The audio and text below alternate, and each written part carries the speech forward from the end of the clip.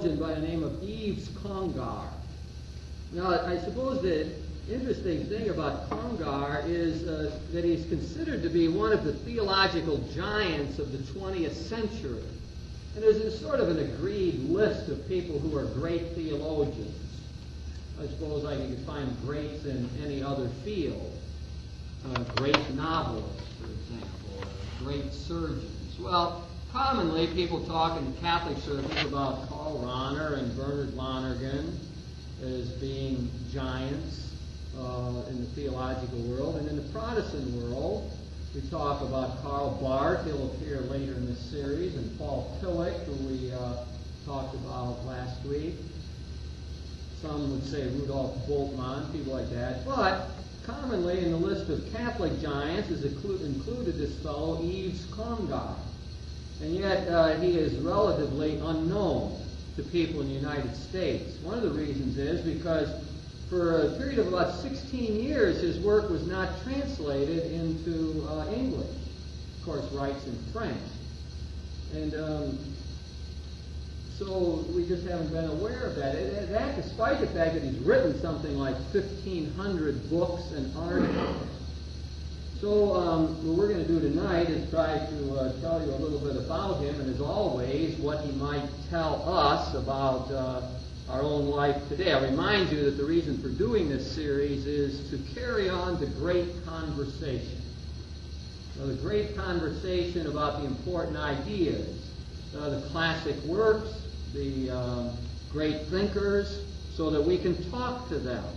One of the advantages of having classic documents, so we can get into their minds again and hear what they have to say and see how it reacts with us. As always, we're interested in how it speaks to us, what is relevant about their message.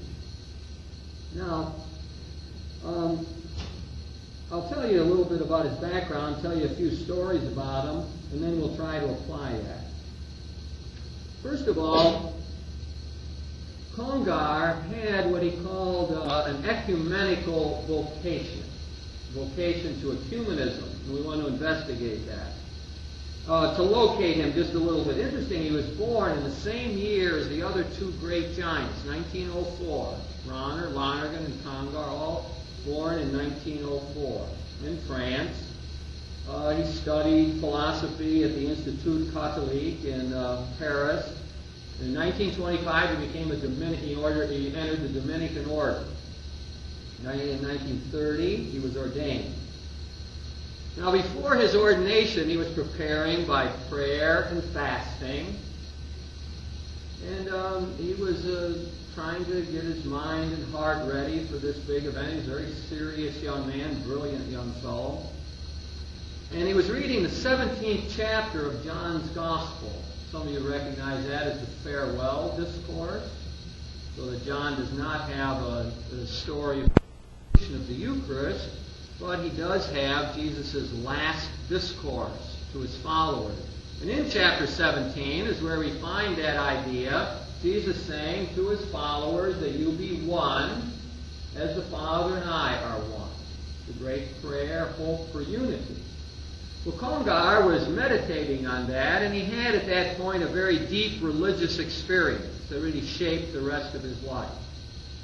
And during that time, it was as though the Lord spoke to him, although that might be a little overblown, but a clear conviction came into his mind and heart that he was to work for the unity of the body of Christ.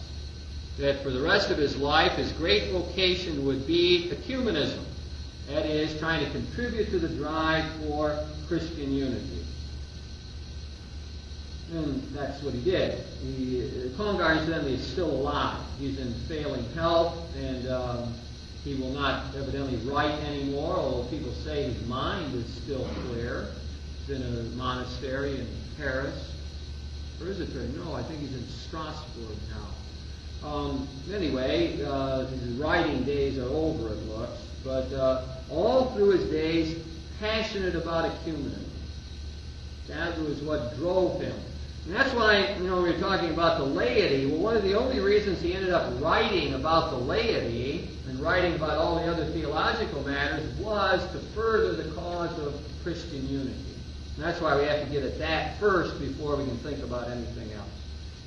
Now, could ask the question, what does that much of his story mean to us? Well, I would put us in this situation. The fire and the energy have gone out of the ecumenical movement. I did an article recently that some of you might have read saying that recalling the glorious times of the beginning of the ecumenical movement in the 60s and after the Second Vatican Council when we were in living room dialogues and the first time going to a Protestant church or Catholic priests sitting down with ministers. I don't remember any basketball games in those days. We might have had a better shot at it. But anyway, it was exciting. I mean, I can remember stories, and I was stationed in Sandusky, 62 to 67, and we would gather in the Lutheran pastor's rectory or house and talk, and we would learn so much. In those days, it was like turning lights on. You'd sit down and say, well, okay, what do you do at your service? And you'd say, well, we do this and that, and the people would say, well, we do the same thing. And then other people would say, well, we believe this about Christ, or we believe this about the Eucharist. And the other people would say, is that right?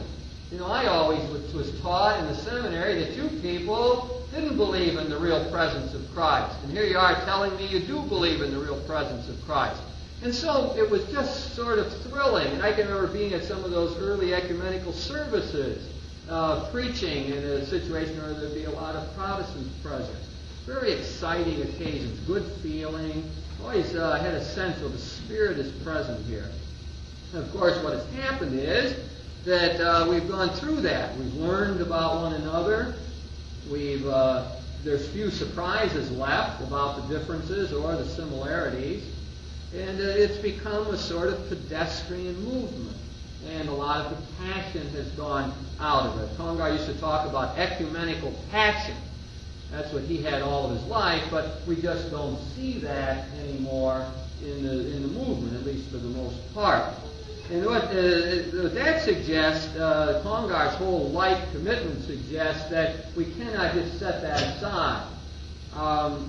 We cannot just sort of pretend as though, well, it's not fun anymore, so we'll just go back to our own religious ghettos and forget the rest of those people.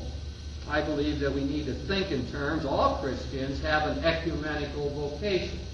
All Christians are called to follow out the mandate of Jesus in John 17, that we are to be one as He and the Father are one. So, the first thing that I would get out of this dialogue with Congar is the continuation of the effort. On the theoretic, not the theoretical, it's more theological grounds that Christ asked us to do that. The church is supposed to be unified. That's the only way a Christian church makes sense. And finally, that we have to be a witness to the world.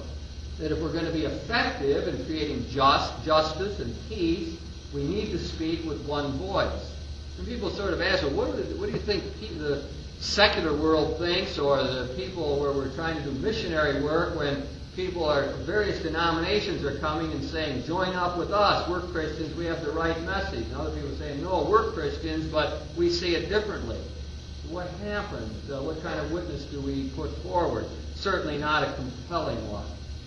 So, that I think is the first thing I get from the reading Congar, is that a reminder, don't fall back into the old ways. Let's not go back to pre-Vatican II days. Let's continue to work to get along with one another, to understand one another, and to pray for unity, to work for it. We need that. And we could become comfortable and we say, well, a lot of people here are Catholic, and we've got our own thing going and we're happy with it. And it seems to take a little extra effort to involve others. I think we often find that in our ministry. You've got to go through more committees or more boards or something to work in an interfaith or ecumenical way. So all of that takes just a little bit extra effort.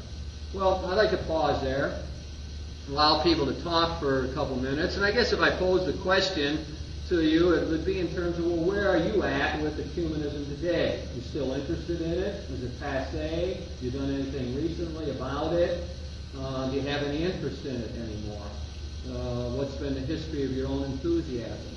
Let's spend a couple minutes trying to do that. I was thinking about why is it that Congar has not been so popular. I'm not sure that I really know the answer to that. One thing is that he's not produced a clear system of theology that one can look at and examine. Like if you would ask me, well, what's Ronner's fundamental theological point or his philosophy of life and so on, it's very clear. It's worked out. It's very organic. It holds together. He has a clear philosophy behind his whole approach, his whole theology. But for Congar, he doesn't have that. He said many times he's not really a philosopher.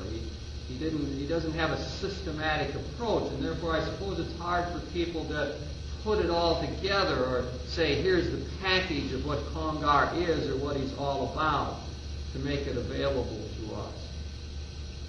One possible reason. Okay, I want to go on in his story now. After he was ordained in 1930, he was very interested in ecumenical work. He began teaching and so on. And then, in World War II broke out, and in 1940, he was captured. He was drafted into the French army, and then in 1940 was captured by the Germans. And he was a prisoner of war for 5 years. And during that time, he maintained a staunch anti-Nazi position. He hardened his heart against them, as he said. He tried to escape numerous times. In fact, did escape and was recaptured. He spoke out directly against them. He used to organize lectures within the camp. He was in the last part of his imprisonment. He was in with a lot of political prisoners, evidently. And he organized lectures where he spoke against the Nazis and said that the guards in the camps knew what he was doing, but he did it anyway.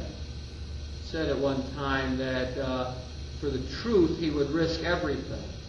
Truth is what counted to him. No one could take that away from him.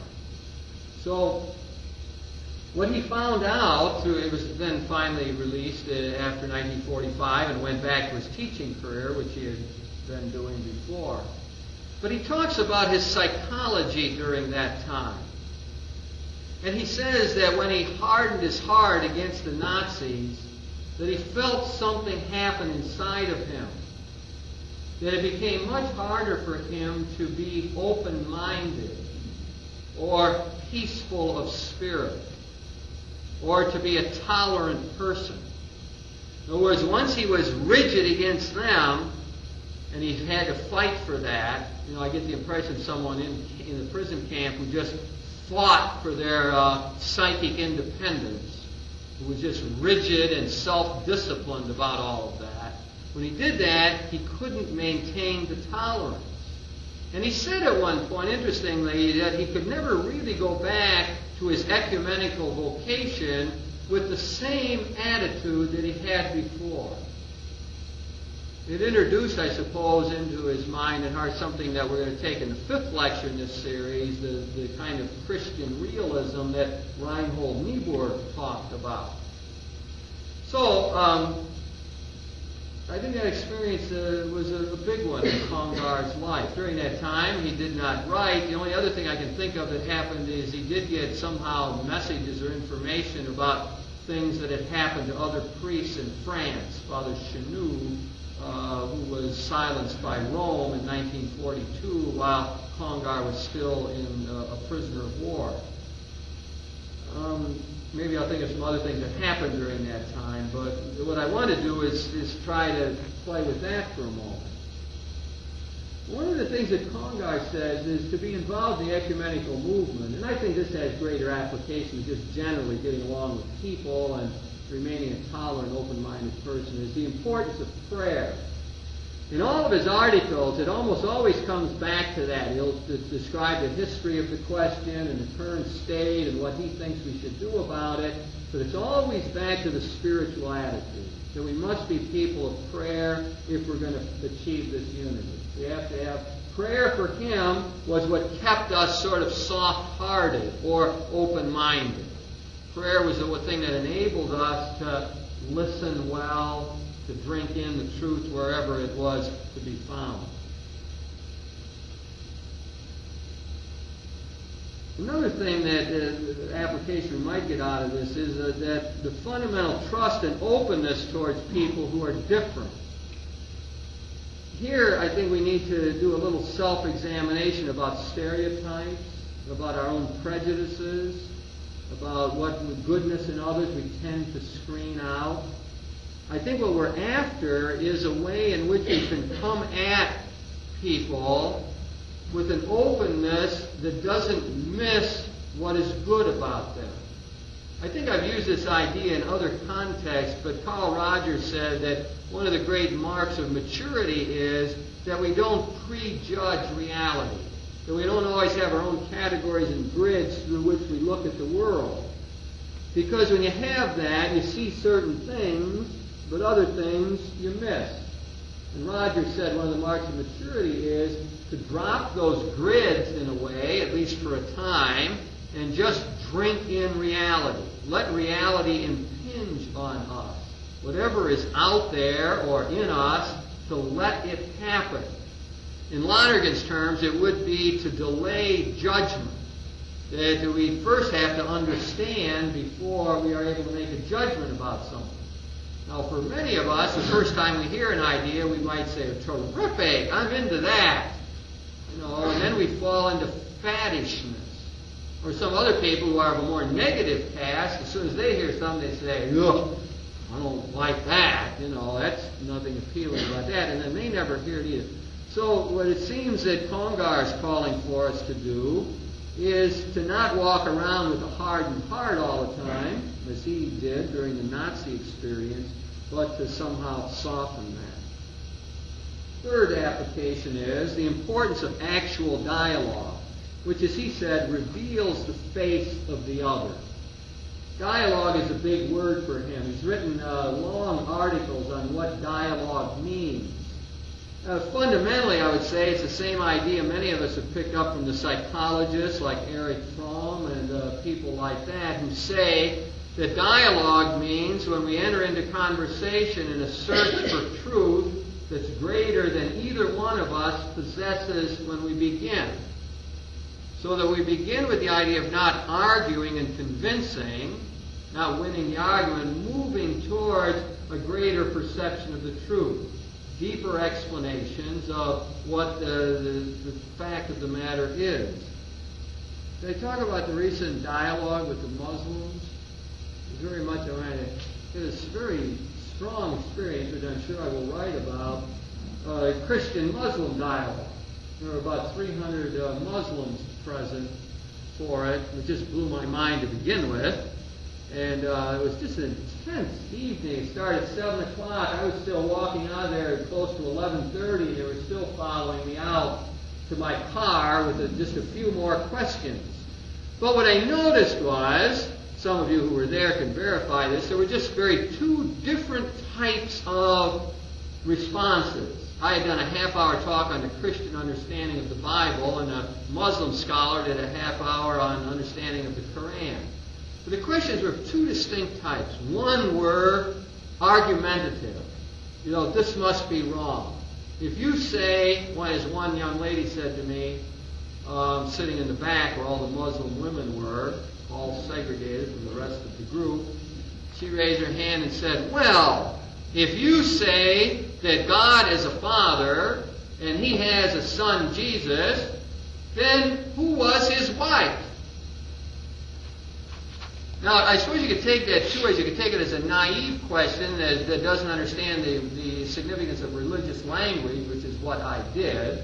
That's how I responded to her. Or you could take it as a put-down kind of question, like, this is stupid to think God is a father, because then you'd have to say who his wife is. And we all know God doesn't have a wife. I think that's how it was meant. Paul, what do you think? You were there. You heard the question. What do you think? Yeah, right. That was my impression too. And however, I answered it the other way, which I think is not a bad thing to do generally. That is, I took her not at the argumentative level, but at the explanatory level, and went into a long explanation of how we use religious language. As I think of it now, in the interfaith dialogue, I did that spontaneously, but as I reflect on it, I think that's probably a good strategy. I tried to take her question as a positive inquiry rather than as a put-down, and I think that opened up a whole lot of very good discussion about the nature of religious language, which to say God is a father does not mean that he is male and has generated a child. Anyway, what was I talking about? Dialogue. Oh yes, the two ways of asking a question. The other way was very clear, wanting to understand, well, what do you Christians believe about Jesus? And what does it mean to say that he is the Savior and the prophet? Well, I believe that that suggests, the route of dialogue. Not to be argumentative, not to say we're going to win or defeat or put down the other person, but that we're going to mutually move forward to a truth that's greater than either one of us has at this moment. Fine things about dialogue that he writes. A whole lot of that is, of course, psychological. Because I think when in our ordinary conversations, we can usually feel when we are argumentative, and it's usually because we're defensive, and there's some other way to feel, which works out of confidence, where we are willing to serve. And finally, in terms of the applications I've thought of, and I'm always encouraging others, and I appreciated the input from people last week, very helpful. So anybody who sees any other kind of applications, I'm always looking for that.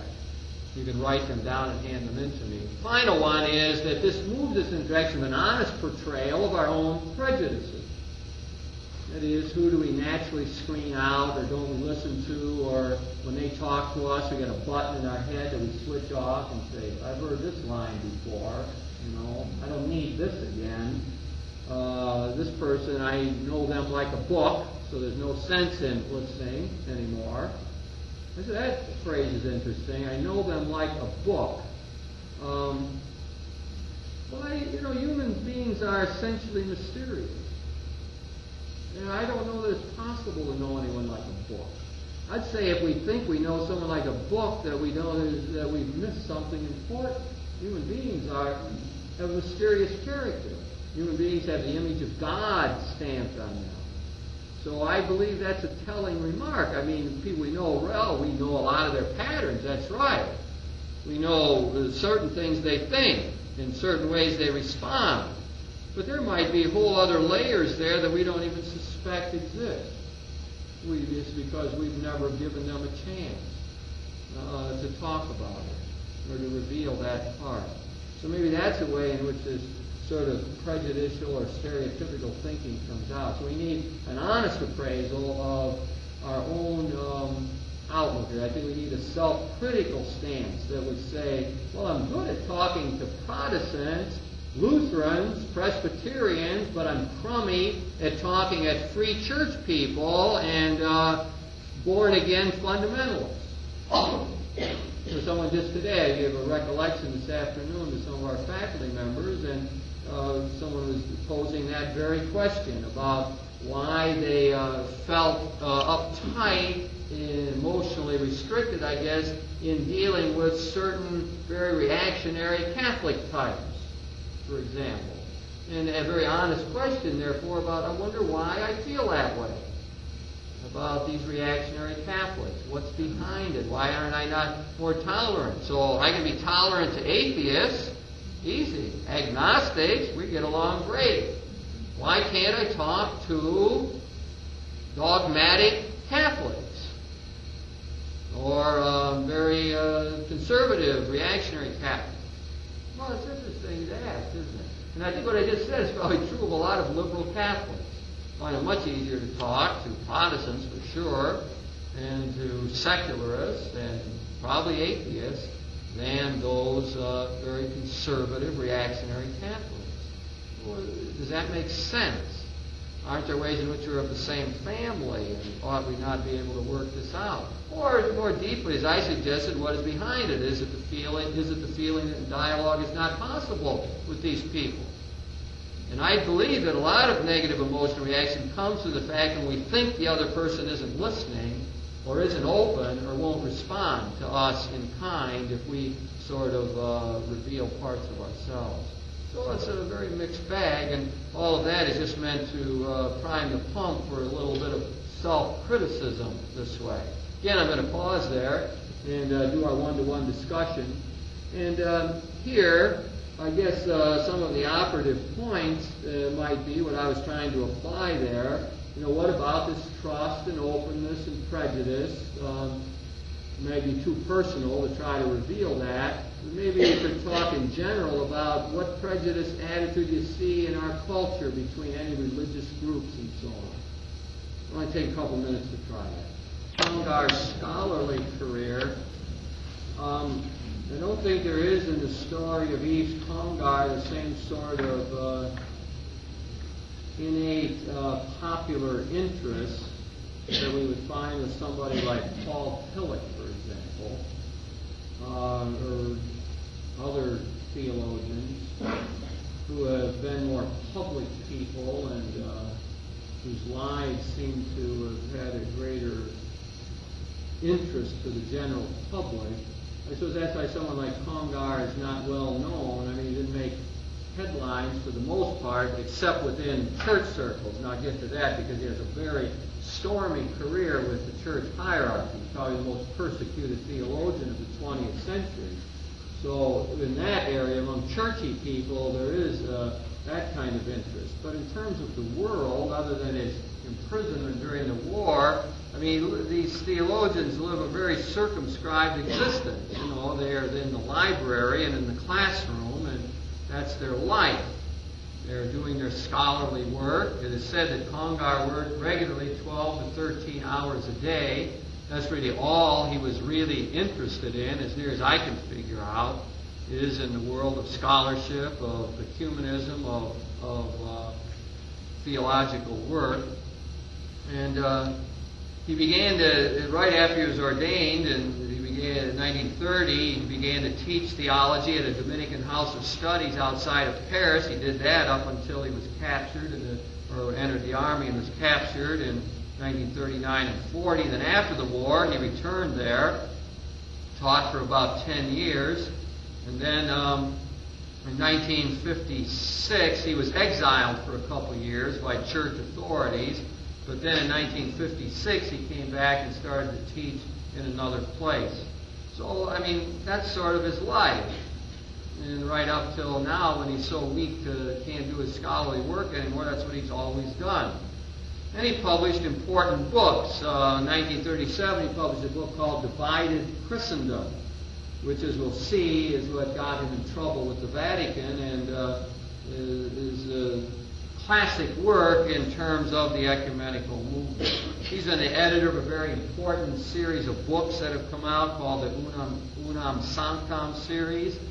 And he was very active at the Second Vatican Council. Now, there's a lengthy point for people. Richard McBrien, the chairman of the theology department at Notre Dame, has said that Congar was the most influential theologian at the whole council. More influential than Ronner or Teilhard de Chardin or Ronner and all the rest that we're very familiar with. So I'm not sure everyone would agree with that, but Richard McBrien makes that clear statement. No theologian had greater influence than Yves Congar at the council.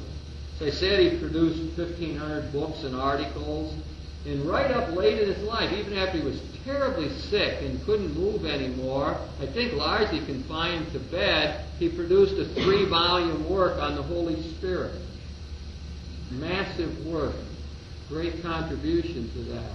This is late in his life, in his 70s, and racked with pain, and very weakened, still produced that major work. It's really quite tremendous. Now, when you look at it, read his stuff, what you get an appreciation of is that he understood the history of any question. As soon as he goes into even what one word means in the ecumenical movement, like well, the very word ecumenical, that would be a good example, where he will trace its history. He knows who first used it, how people used it, how it changed meanings over the time. He comes up with all these marvelous little stories of stuff that most people never heard of. I used one recently in here, I think, about the diversity. I got that from Congar about Pope Gregory the Great when he sent Augustine of Canterbury off to evangelize England and told him to look around at the customs in Rome and in Gaul and in other places and then use the customs that most fit the temper or spirit of the people he was evangelizing.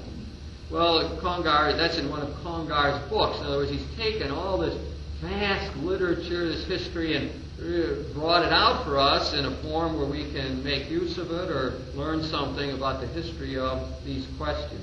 The other thing is that being a Dominican is very influenced by Thomas Aquinas. People remember the great theologian who died in 1274, the great Orthodox theologian, was a Dominican. And so the Dominicans ever after have had a strong love for Thomas Aquinas, and that's their training. And in many ways, Congar remained a Thomist all of his life. His major shaping influence was the theology of Thomas Aquinas. Now, I see priests here in the room who studied the theology of Aquinas as they went through, and probably never got quite as much out of it as Congar did. Whereas a lot of us would read it and end up saying, well, what does that mean? Or, you can't preach that, or that doesn't have anything to do with life, or helping people get their heads together. And that, I must admit, still today, yet even when I read Aquinas, I have trouble figuring out not what it means. I usually know what it means, but what it means for us. I still have trouble figuring out the relevance of it for today, and I'm sure there is, because Aquinas was a great thinker. But Congar lived in that world, understood it, knew it, and out of that saw things in there that very few people ever did that he could make intelligible for people in the 20th century. So he was a Thomist, interested in the history of questions, and the other great influence on him was the fathers of the church. So that when we're talking about fathers of the church, we're talking about Irenaeus and Basil the Great, and in the West, talking about especially St. Augustine. That's the period of the first few centuries in the church. Great thinkers who helped shape the way we think about our religion ever since. Okay, now what might all that mean to us?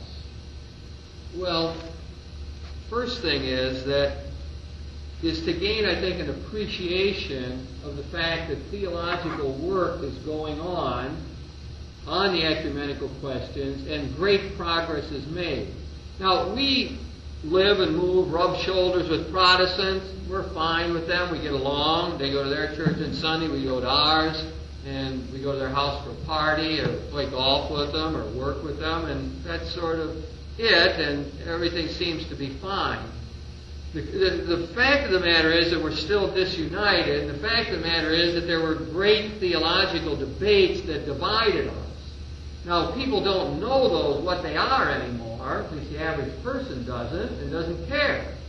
The average person today says, well, who cares what they argued about in the 16th century? I just like them and want to say hello to them, and give them a hug, go to church with them.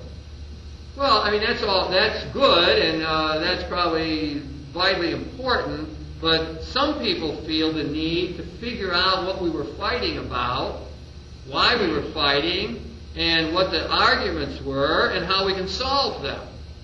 So while the rest of us, our ecumenical passions have largely cooled, because it isn't fun much anymore, these theologians, like Congar, have been working 12 to 13 hours a day trying to solve these problems. And the fact is that they have done tremendous work that is often unknown and unrecognized. So we have produced this tremendous numbers of bilateral agreements. So, for example, in the United States, Catholics and Lutherans have been talking for years, over the past decade, hammering out all the kind of questions, ministry and Eucharist and baptism and infallibility and so on. Sitting there working on how we can get an agreed way to say this. They've solved many of the problems. Got a whole shelf of books just telling us what they said in these dialogues. What they've done to all of these things is bring us closer to union. They've done the rest of us a service. They've put on the desks of the leaders, for the large part, ways to get together. Congar, through his great historical work, has shown that most of the things that divide us no longer need to. That we have ways of saying it, understanding it, and coming to reconciled points that would allow us to move close to unity. He is very close to my own mentor, Karl Rahner, in saying that the outstanding differences among the mainline churches and the Orthodox Church and the Roman Catholics are in principle solved. So I've said this before in groups that Rahner's position is that all of the arguments are in principle solved. Everything that's needed to unite the mainline churches, like the Lutherans and the Anglicans, the Presbyterians and so on, is a word from the top. Now, there's very few people who realize we've come to that state. Rahner takes up 8 conditions that he thinks are needed in order to achieve unity. And, they get a little complicated. I'm not going to go through all of them, but he thinks they are all present and we could unite ourselves. And in the near future.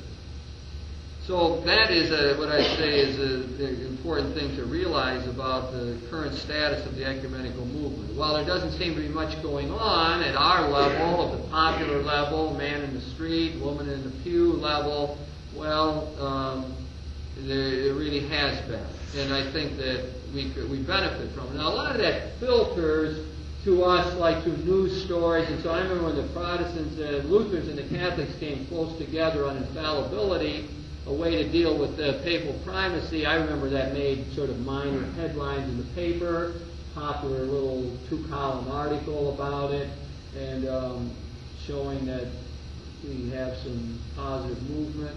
And we can get wind of that, and maybe it helps us to be more open-minded and so on. But a lot of it we'll never understand, we won't care about, we won't read about it. But when we do get united, we ought to probably sit down and drink a toast to people like Yves Congar, who worked 13 hours a day to figure out how to show the Pope and the Patriarch of Constantinople and the Archbishop of Canterbury how, with intellectual honesty and goodwill, they could sign some agreements to get united. Theologians have accomplished that, I think. Now, I think what I'll do is see if anyone wants to ask me any questions about that. I will tell you, there's other stuff coming up here, and if it's coming up, I will warn you about that or tell you. But let me just see if anybody wants to ask about anything up to that point. I'm just presuming people heard you since I did, but the tape didn't hear it. So the question is asked about Catholic, Anglican, or as they're known in the United States, Episcopalian relationships, and the comment made that liturgically there seems to be a great amount of unity, sameness, but on a particular doctrinal point, namely the Trinity, that you detected some differences. Correct? Yeah. Fundamentally? Yeah. Well, that brings up a number of things. First of all, for us Catholics, we probably are closer to union with the Anglicans than any other group. There's been what's called the ARC dialogues the last 10 years that have really solved all the major problems. There is, at the turn of the century, Leo XIII wrote an encyclical after some study claiming that Anglican orders, meaning the legitimacy of their priests, was called into question. In fact, he declared them to be invalid. However, many theologians today believe his argumentation was faulty, and that as a matter of fact, Anglican orders, even by Roman Catholic standards, are valid. That is, their priests maintain the chain from the early bishops and are ordained legitimately. That's a very strict view of Roman Catholics, but there's many theologians who think that chain simply was not broken. And Leo XIII made a big mistake in that regard.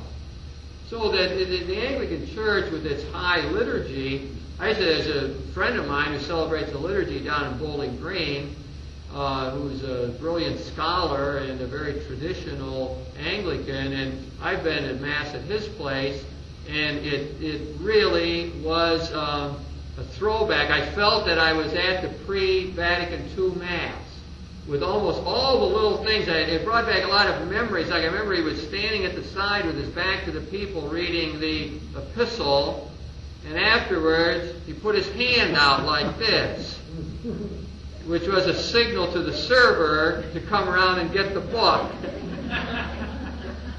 This wasn't all this many years ago. So it really was a sense of deja vu. Congar, when he visited England, well, not exactly visited, was exiled to England, would be better put. It made comments about the Anglicans that just exactly reflect what you just said. So I guess I have to say it, but I don't want it to be the final word after I say it. He said that he greatly admired the Anglican liturgical life and their sense of tradition, but he had great problems with them doctrinally. Which is exactly what you just said, in a way. It's exactly how he felt when he was in England. Now, the reason Congar was in England in the 50s, and 54 to 56, I think it was, and I believe that he did not have, a final view of that. Because, as a matter of fact, my own mentor, John Macquarie, is an Anglican. Has written a book called Principles of Christian Theology, which I think has some of the finest explanations of the Trinity and who God is, and probably if you would read that, you would like it.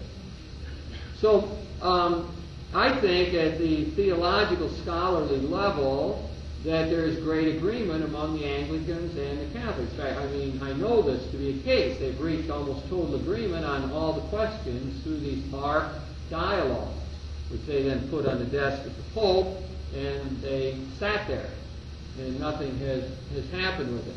However, your point makes your story makes another kind of point. I don't know who was doing the touring, but I don't need to know that. But you see, when any of us explain the faith, we might not quite get it right. We might not be able to explain it exactly the way a great theologian would, or maybe even the way most Catholics think about it. So there's some Catholics, if people ask about what we believe about the Eucharist, make it sound like we think Jesus Christ is a little man inside a piece of bread, so that when we receive him, we don't chew it because we might hurt him, or something. Or that he's the prisoner of the tabernacle, as people have said. That's a common part of the piety. He's a prisoner of the tabernacle, like he wants to get out of there or something. That's why we were told to go visit him. It sounds a little strange in terms of piety. But you see, what could happen is somebody comes into a Catholic church, they're taking them around, and they say, well, what's that gold box up there? And they say, well, we keep Jesus in there. You could say it in a way that the person would end up saying, geez, those Catholics, they got weird ideas. So any of us could do that. Any of us could say what the truths of the faith are in a way that would distort it. In fact, I figure if I talk long enough, I will distort it in a lot of ways. That's why you always need correctives, You need tape recorders that, and so on, or communities that say, hey, well, that wasn't right, what you said. That's why theologians got to be in dialogue. So, I mean, I'm just springboarding your point. I mean, I don't know who the guy was or she was or what they said, but the point is that we got to be careful about popularized presentations and drawing much out of that. If we want to know where we're at doctrinally, then we look to the theologians. And they have figured out that we're united, that we are together, whatever else. See, now, that's not the only world. The world of theology is also the popular world. It's very important what the person in the pew thinks. Oh, that's very important, what popular piety is. For example, in the Christian Muslim dialogue, well, all the Muslim students told me that, and I just preached on this at Mass, so it's sort of in my mind, but the Muslim students said that they're very rational about their faith. You know, all premises are in the Quran. It's all logical, clear proof. We know who God is, and that's it. And yet when I'm talking about God, I keep talking about mystery and that our limits of our reason. And the Muslim students were all over me for that. And said, well, that's fuzzy thinking, poor arguments. No, it doesn't hold water.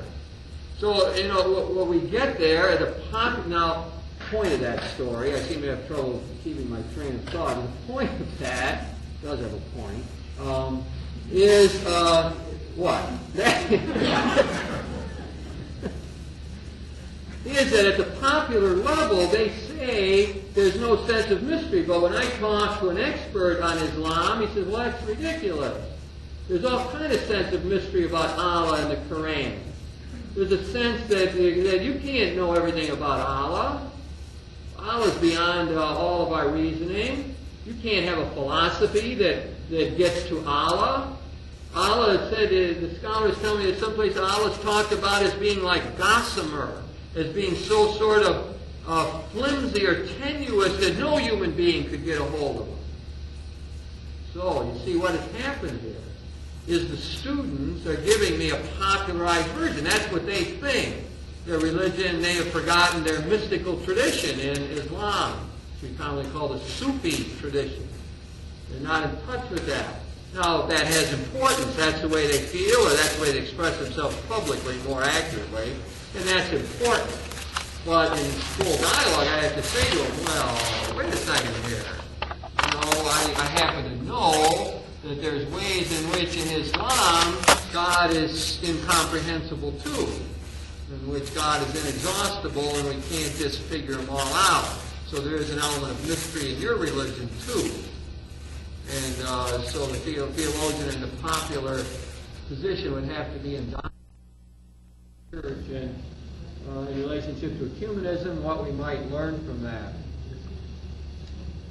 I'll try to rehearse some of the history of this. I'm not sure how important the dates are, but you'll get a feel for it as we go along. In April 1939, he was ordained, so he's been teaching for about 9 years. And he published this book in French, which we translate Divided Christendom, in 1937. And that was a call for new approaches to ecumenism. Well, it always takes a while for this stuff to filter down. My understanding of this book is that it is really not a radical book at all, but it kept Congar in trouble for years and years. So in April of 1939, he was called to Paris and informed by the Master General, the head of the Dominican order, that the people in Rome had problems with his book, Divided Christendom. I don't know that a whole lot happened after that. They just said that, you know, that this wasn't good and so on. They were probably going to do something about it, but then the war started and he got captured and he's in prison. Well, while he is in prison, as I indicated before, Father Chanou, who's 10 years older than Congar, and one of his,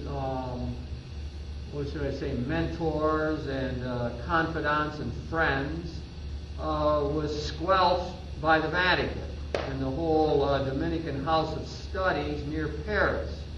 Congar uses the phrase, they were struck down. Rome had a whole lot of problem with what was going on in France during this period. Congar thought that the only reason he escaped Rome at that time was because he was in the prison camp, and therefore they didn't do anything to him.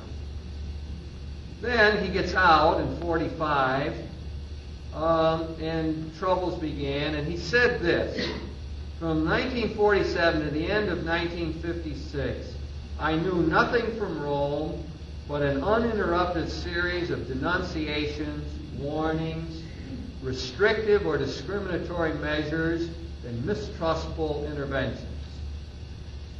That's his own characterization of the period 47 to 56. And it really was a most difficult time for him. You would have to have some sense of this man and of his loyalty to appreciate the strength of that statement. I mean, if Hans Kuhn said that, you'd say, oh yeah, okay, fine. But for him, Yves Congar say that, who is a mild-mannered, saintly, totally obedient servant of the church. He would never go against any of the rules or anything a superior said or anything that Rome said. He's in no way a radical kind of person. He's always against radical solutions to problems. So there's this prayerful, saintly, obedient fellow constantly harassed by Rome and writing this kind of a statement. He knew nothing but denunciations and so on during that period. Well, what he tried to do in response to revive divided Christendom, to try to straighten out the things they didn't like. So he did this, and he submitted it to the Master General, and I don't know where it got stopped in the chain of command, but 2 years later, nothing had been said. He went all this work to revise it and to do it in accord with what they didn't like, and 2 years later, there's still no response.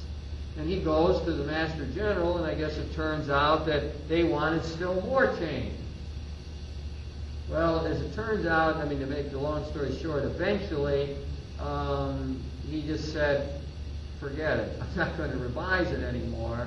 And after Pope John the 23rd became Pope, and he could have republished it, he thought it was too late then, and there was no sense in it. During this period of the papacy of Pius XII, Congar rather charitably says something like, well, Pius XII was not real big on ecumenism. He was not the most ecumenically minded pope. And evidently most of this stuff came from Rome, that they were upset with what Congar had to say. Then just to bring out another thing that happened, in 1948, the World Council of Churches was getting established. They had the idea in 1938, and the war interrupted them, and finally we were going to get started in 1948. It was a big thing. They were meeting in Amsterdam. And the Catholic Church decided they wouldn't join. Okay, we're still not members of the World Council of Churches. But Geneva, where they were working on this thing, sent out feelers to Congar to suggest a group of 10 people, open-minded people, who would come to Amsterdam, Catholics, and be like observers, like we had Protestant observers at the Second Vatican Council. So Congar went to work on this, and he tried to get these people and came up with a list and everything. Eventually that list of names got to Rome, and Rome just completely squelched any people he wanted to go there, and turned out to send no official representatives, at least as far as I know. I could stand corrected. As far as I know, sent no official representatives to the great meeting of the World Council of Churches in 1948. Congar was devastated by this, and rumors even circulated in Rome, as he said, that he had secretly snuck away and gone himself. And he was accused of that, and that's where he said, I have never gone any place without asking permission of the superiors, let alone go to Amsterdam to a conference. And it hurt him to think that he was so obedient and they thought that he had snuck out and gone to this major conference. The great encyclical Pius XII Humani Generis came out, was in 1950? I think so, 1950. Generally thought of as condemning the new theology. And without naming names, it's generally thought that Congar was the major person that encyclical was going after. And that caused all kinds of problems and stirs. He also talks about the Roman pronouncement of the doctrine of the Assumption in 1950. A lot of people remember that. That, of course, all the people who were interested in the ecumenical movement at that time were just begging Rome not to do that, because that was like waving a red flag in front of the Protestants. And of course, as Congar said, that just threw the ecumenical movement in disarray. Protestants lost their trust in the church, were terribly upset by that pronouncement of the Assumption doctrine. And Congar at that point really went sort of underground. He was so hurt by this setback. Remember, this is a man whose life vocation is ecumenism, whose every fiber of his being wants to unite the church. I don't think you can understand any of this unless you get that straight about it. So he's passionate about this, and he just decided, I will do nothing to rock the boat. Nothing. So that he just sort of pulled back almost entirely from the ecumenical things. The only thing that he really did keep doing was preaching and the church unity octave weeks. That's January 18th to January 25th. It includes the feast of the chair of St. Peter and the conversion of St. Paul. And some people are into this, but for Congar, that was the big week of the whole year. The Unity Octave Week. And all his priestly life he preached in a different part of the world on ecumenism. And so he kept that up no matter what, from 1936 on. But other than that, he held back a whole lot. 1951, he gave a conference on Luther and just re-examining who Luther was and what his meaning was. And again, he was denounced in Rome on the basis of, as he says, a short summary that appeared in a Swiss newspaper, which was written by someone who was not even there. So he thought it was a little strange that he got denounced for that. From 1952 onward, he had to submit all of his writings to Rome, down to the smallest review. So if he wrote just a tiny 120-word review of a book, he had to submit that to Rome. And he said they would come back with the most outlandish kinds of corrections and with the most narrow point of view. And then, as I suggested before, in 1954, he was exiled, a way to get him out from the centers of power and influence in France. He was sent to Jerusalem. In 1955, he was called to Rome to be sort of questioned, I suppose, like we envision Hans Kuhn being called today. And then, after that, he was sent to England, to Cambridge. And the local superior there forbade him to talk to any Anglicans, and even to, if he was happening to talk to them, he could not bring up any ecumenical questions. This is just in private now, not in public. All of this cloud was finally lifted only when Pope John the 23rd became Pope, and everything was changed in relationship to the openness. Now, I want to try to apply this with some lessons that Congar himself draws for us. First of all, to look at that, and I painted the picture darkly, but that's just about the way he recounts it in an autobiographical essay.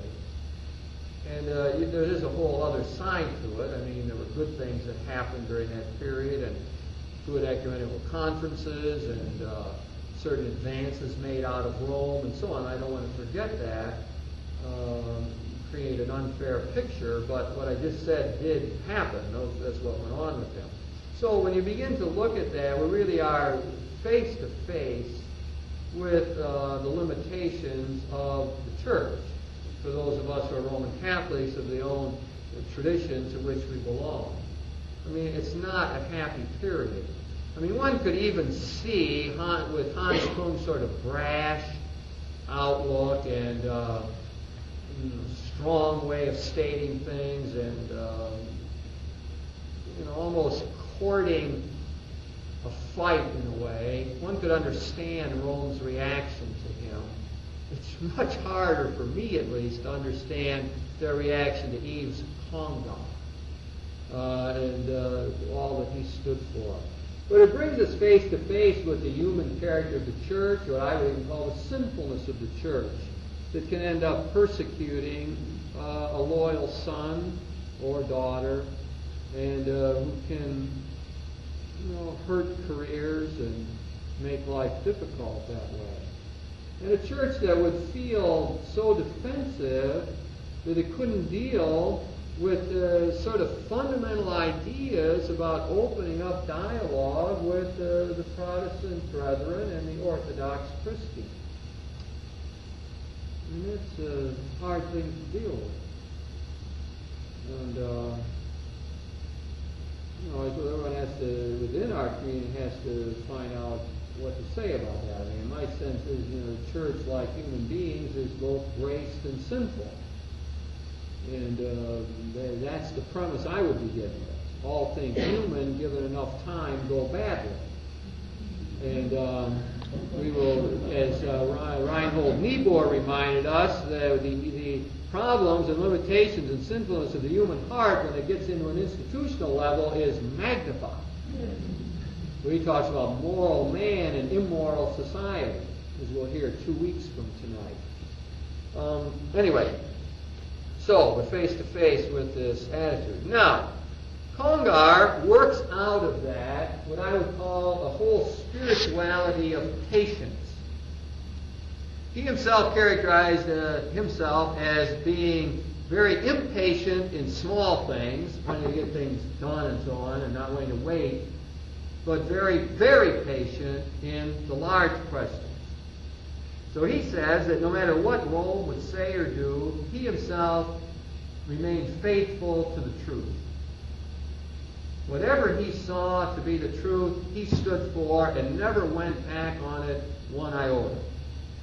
Fidelity to the truth, no matter what the odds, is what he thought was important and held to. Nothing could sway him from that. Congar liked the quote from Romans 5:4, chapter 5, verse 4, that says, "Patience breeds hope." And he said, most people probably think of it the other way, that if you have hope, then you can be patient. But he says there's a more profound truth contained in Romans 5:4 the other way. That is, patience breeds hope. It reminds me of what Gabriel Marcel said, and I wonder if Congar didn't know this, that the only people who could really know hope were the people who had known despair. That only by knowing the darkness could one ever appreciate the light. And Congar said that people who have not struggled don't appreciate what there is, what's achieved. They don't really know how to hope. He said, he's quoted some other thinker, it won't come to me now, to the person who waits, all things reveal themselves, provided that he has the courage not to deny in the darkness what he has seen in the light. How about that? To the man who waits, all things reveal themselves, provided that he has the courage not to deny in the darkness what he has seen in the light. So that in the tough times and in the valleys, that we don't end up saying no to the best of our insight. We don't deny the peak experiences. Don't deny the fundamental truths of life that we've come to believe. So if in the peak moments, I've drawn on this in talking to people who are down and out, and they will throw out somewhere in their portrayal of what is wrong, some moment of life, some glimpse of hope, some time when they were close to the Lord or felt a special presence of the Spirit. And I go back to that and say, you can't deny that experience, can you? That's very real. You know that happened to you. And that's the experience that you need to carry with you through the darkness, through the valley. You can't deny in the darkness what you came to know to be true when you're on the mountain. Martin Luther King, you've been to the mountain now. You've been to the mountaintop now. And now I'm not afraid of anything. Now nothing can take me over. Because I've been to the mountaintop. And I've seen the glory of the Lord. I think it's that same idea. He says that patience needs to be very active. Kind of patience that would keep you in gear, keep you doing things, preparing yourself for the moment when maybe you have the opportunity. He says the cross is a condition of every holy work. And also, only when a person has suffered do they gain the right to be heard and to be respected. Only the person who has suffered gains the right to be heard and respected. Now, I think there is a spirituality of patience involved in that. So Congar's reaction to this terrible treatment, unfair, is not to get angry and outraged and to expend all of his energy in something else. It was to do his research for 13 hours, waiting for the day when he could publish and make these ideas known. Instead of wallowing in self-pity, he kept involved, kept working hard, and the day came then when he could give forth the fruits of all of this effort. It's also not the quietism that I often use, that Buddhist parable of the guy who, in the face of adversity, always just said, "Is that so?" It's not exactly a Buddhist resignation. Buddhist outlook, I think, leads to a quietism or a passivity, an almost like I don't care attitude about what's going on. Christian patience that Congar represents has this other side. One cares passionately, and because one cares, one mobilizes one's energy in order to be constructive when it's possible. So his summary phrase is an active patience. I think he stands as sort of a very courageous model and ideal of someone who dealt well with adversity within the church. And I think somewhat effectively. Certainly is different from the ways that a lot of other people would react, who would,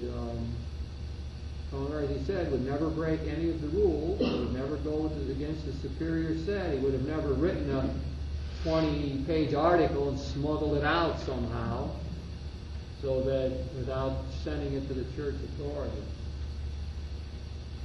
Well, I'm sure that would provoke some sort of self-reflection on the spirituality of patience. Why don't we take just a couple minutes and allow people to talk one-to-one. We'll end by 9:30 for people who don't know our customs. Next, I want to take up the question of the Orthodox churches and Congar's contribution to helping us understand the split between East and West. And the other part of it is his understanding of the split of the Reformation in the 16th century between Protestants and Catholics. Now, most of us know that much more than the East-West split, so I think I'm going to spend a little more time or see if there's questions about Orthodox Christianity. I'm not sure. Well, I mean, it might just be helpful to know a little substance of that debate and historical separation. So to go back to my usual form here of saying something about Congar's own experience with the Orthodox, he began making contact with them immediately after his ordination. He was very interested in their thinking. He would seek people out. I mean, again, this is the passion. It's like somebody loving baseball and running around the country trying to watch the great players play. So his passion was ecumenism, so he'd be looking for anybody who wanted to talk about this. He always wanted to talk to the great leaders and find out what they were thinking and how we're going to get this thing organized. He was always wondering, we'll make a little group here to make an impact, and we'll expand it, and we'll find other ways. We'll publish all these books. We'll do everything. He was always planning, and especially the personalities were important to him.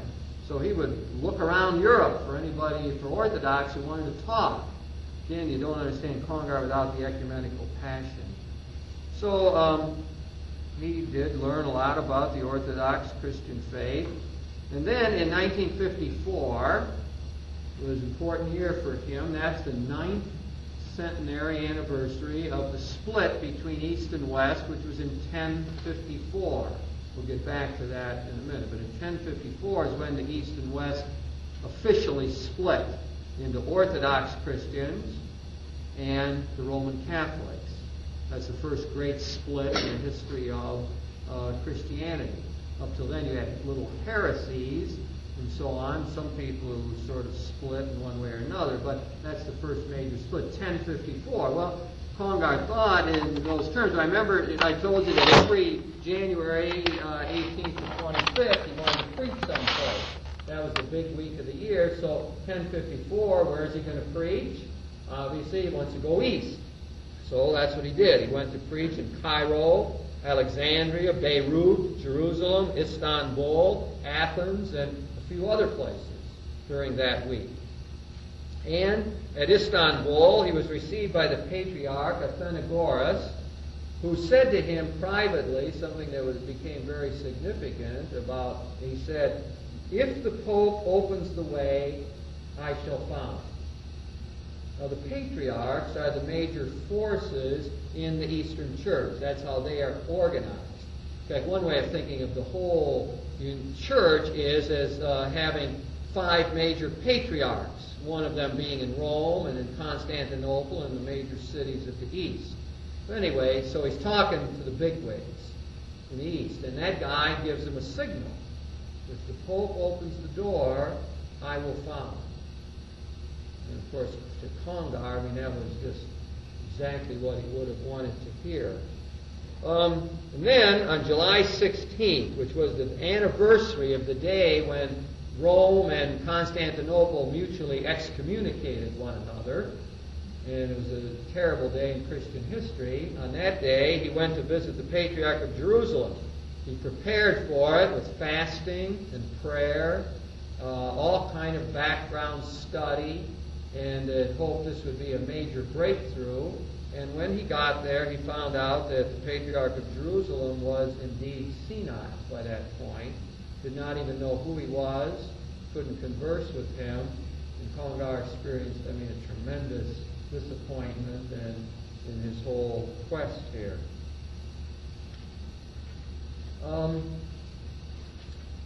In connection with that visit to the East, Congar wrote a book entitled After 900 Years, in which he analyzed the split between the East and the West.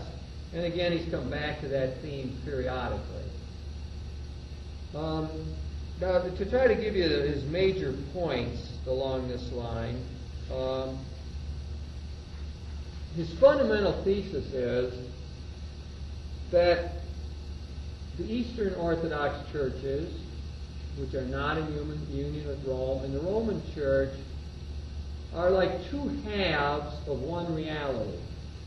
I think he uses the image at one time of 2 lungs, sort of both of which need to keep working to keep the body alive.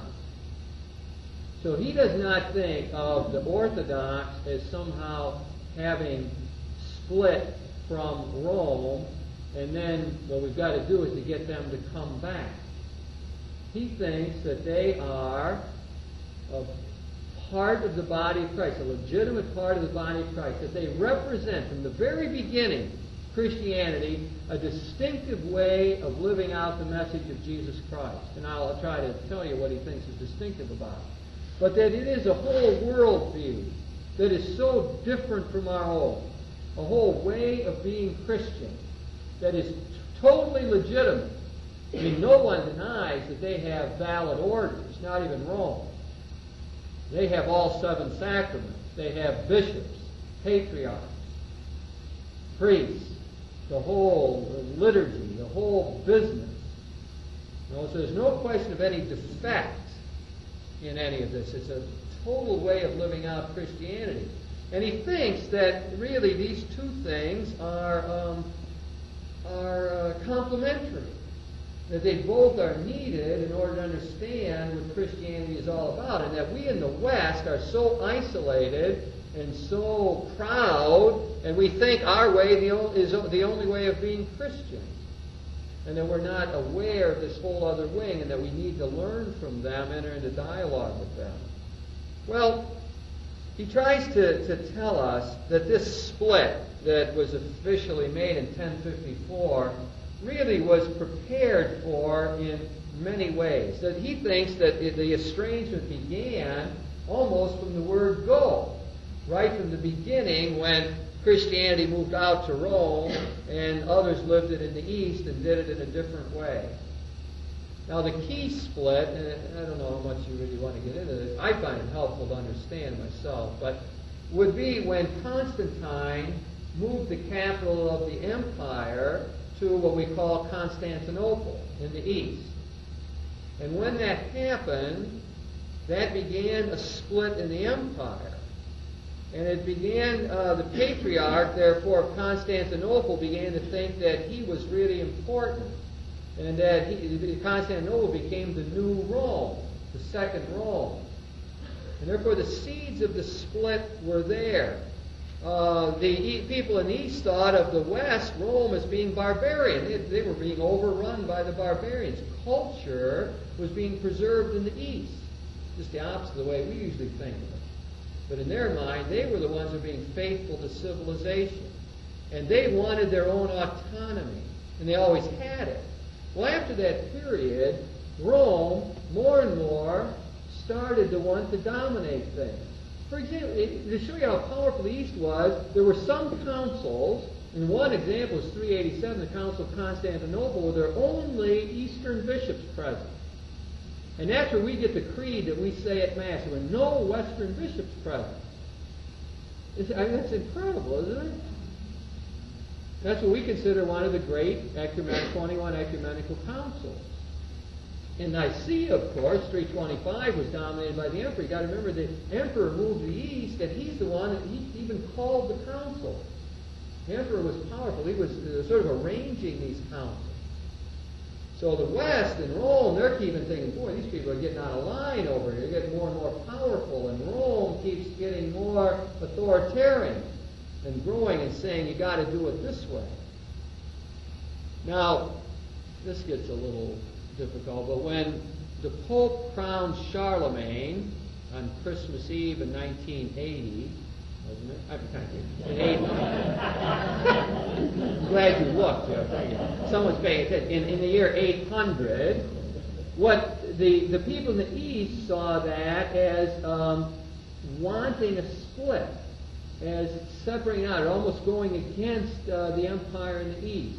And Charlemagne, this really gets too complicated probably to go into, but theologically this all revolves around the saying that in the Latin is filioque, which the question, believe this or not, the question that's divided the East and that we split over is this. In the traditional creeds, we said that the Holy Spirit proceeded from the Father.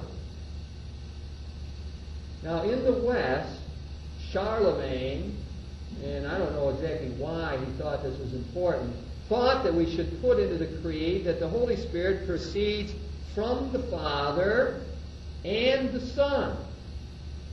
The word filioque is Latin for and the Son.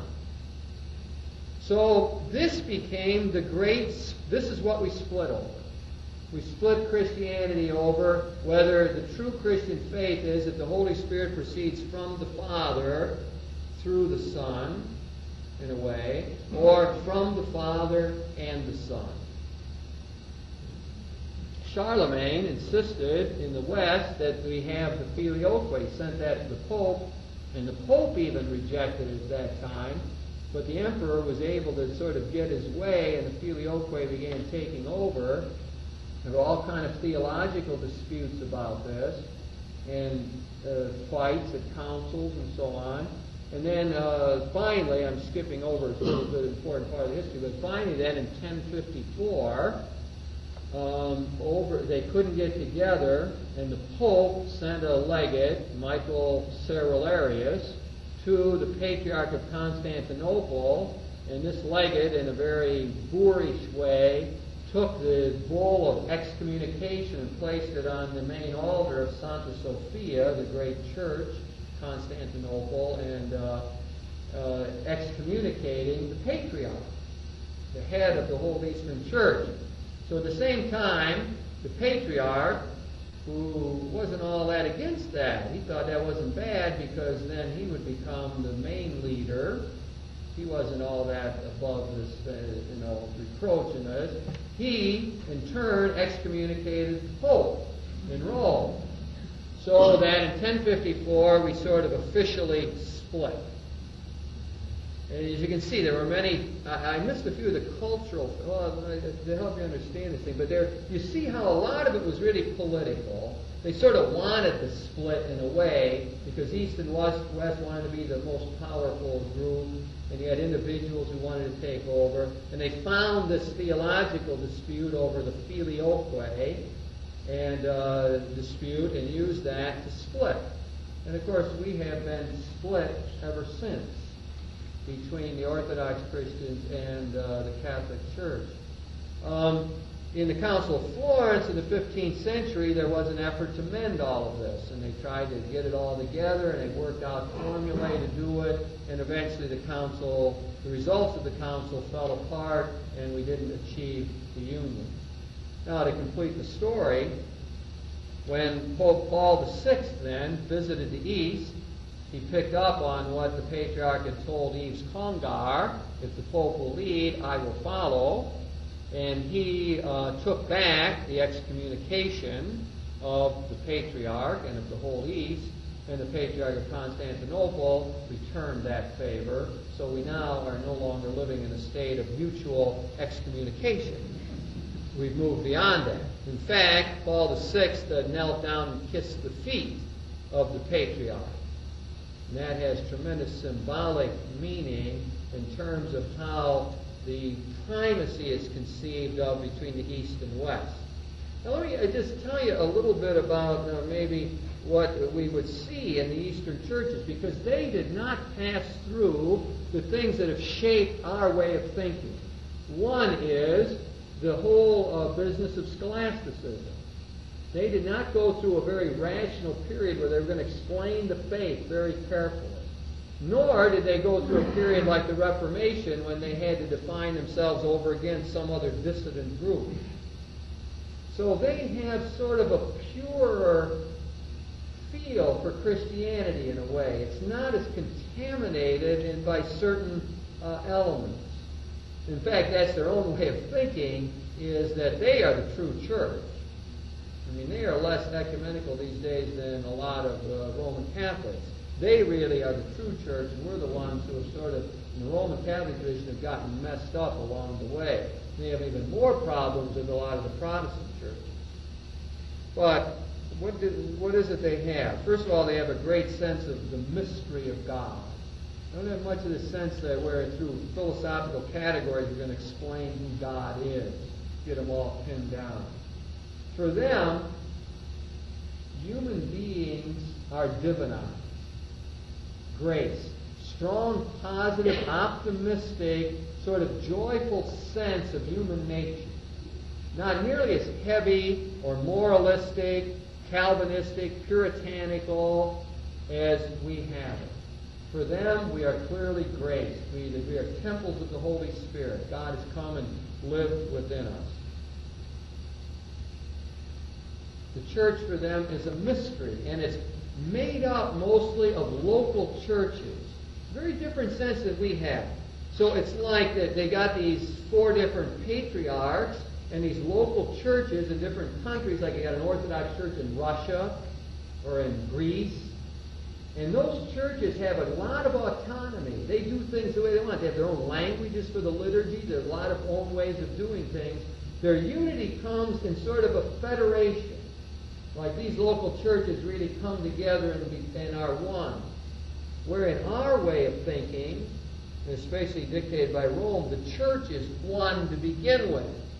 You begin with the unity of the church, and then you see how, well, maybe we'll let those Americans do some little things different.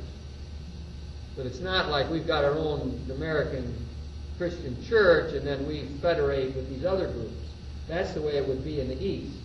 So they have a far different notion of what unity really is all about. As you know, their liturgy is much longer. I was talking to a woman not long ago, and I was asking her if she's going to be married. I said, they're going to have a Mass. She's of the Coptic Rite, which, is a Uniate church, that is united with Rome. But the Eastern thing, she says, well, no, not really. She says it would last a little while. She says, well, how long would the Mass be? She says, well, about 4.5 hours. So their liturgies are very rich and a lot of symbolism and very involving things. And for them, liturgy and life are together.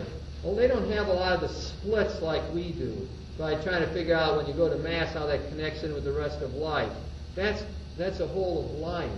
So they can't understand people changing rites, R-I-T-E, moving from one rite to another. That's like changing your very being. It's such a different thing. So here we've got a religion built on a very different worldview, totally different. And I think that there's a lot to be gained from that. Obviously, I can't go into all of that now because of time, but you could see that dialogue with people who are Christian, living out the gospel, but in such a different way, knowing that that's available in the world, can enrich our own thinking. It also relativizes our own thinking. Reminds us that our way is not the only way. I think it's fascinating, the dialogue with the Orthodox. Well, anybody want to get in on one question here? Yes, Bertha?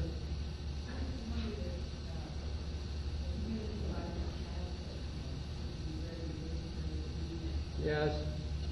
I know only a little bit, and that is he was greatly influenced by his mother, and especially her open-mindedness. He didn't see in his mother any of the sort of closed-minded Catholicism that he saw in a lot of other people.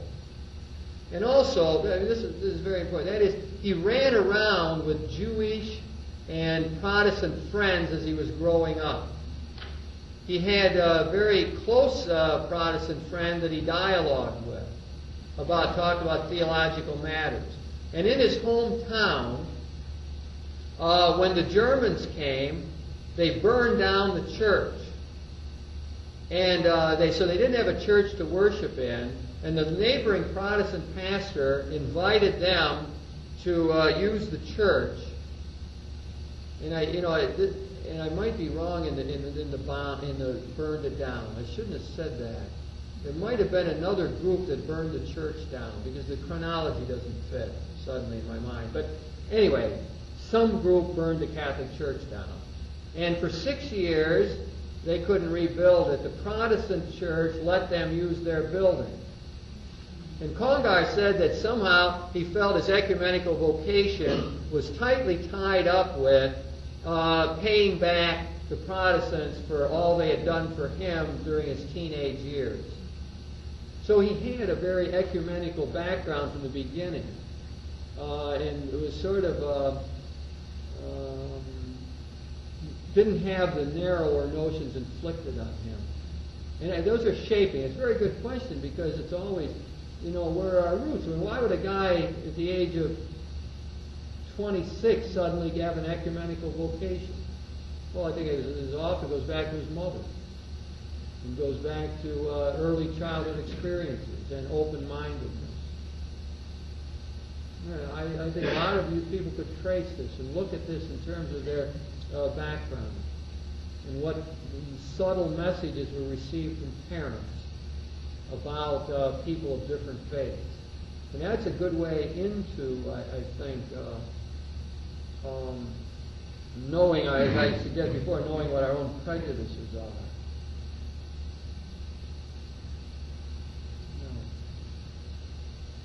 So, we take, last one. Crusades, yes, very important. The Crusades, of course, really hurt the whole situation between the East and the West.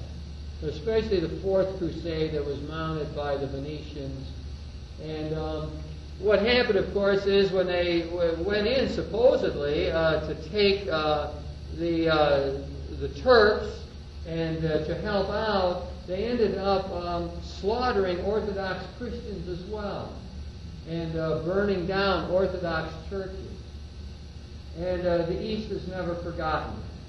The characteristic saying was, rather the turban than the tiara. Rather to be under the yoke of Islam than under the Roman Pontiff. Anything is better than Rome, was their feeling. And that throughout, the terrible carnage of the Crusade. So, the romantic picture that's sometimes projected in the West of the Crusades as the holy movement to liberate the shrines and the Christians in the East from the Islam is probably not very true. At least it's one-sided. And so there were terrible things done to the Orthodox by the Crusaders, and that lives in their memory. And probably is one of the great reasons that holds back union yet today. That kind of thing is not forgotten in history. Better the turban than the tiara. Islam, the history of Islam is very important in this whole understanding, of course. Some scholars think that that's what helped to precipitate the movement, that Islam sort of split the East and the West and created this greater tension. And that it forced the East into sort of they had to be always fighting against the Islamic invaders, and so it gave them more of a ghettoized feeling, and not so maybe with the worldwide notion that would be needed. Very important thing. Especially the Fourth Crusade was the problem there. Well, ladies and gentlemen, we will meet next week, for those who care to, and talk about Teilhard de Chardin. And I intend to stick with the topic next time, which is religion and science. And so you might bring your scientifically oriented friends. Teilhard de Chardin. Final one then is on Reinhold Niebuhr. See you then.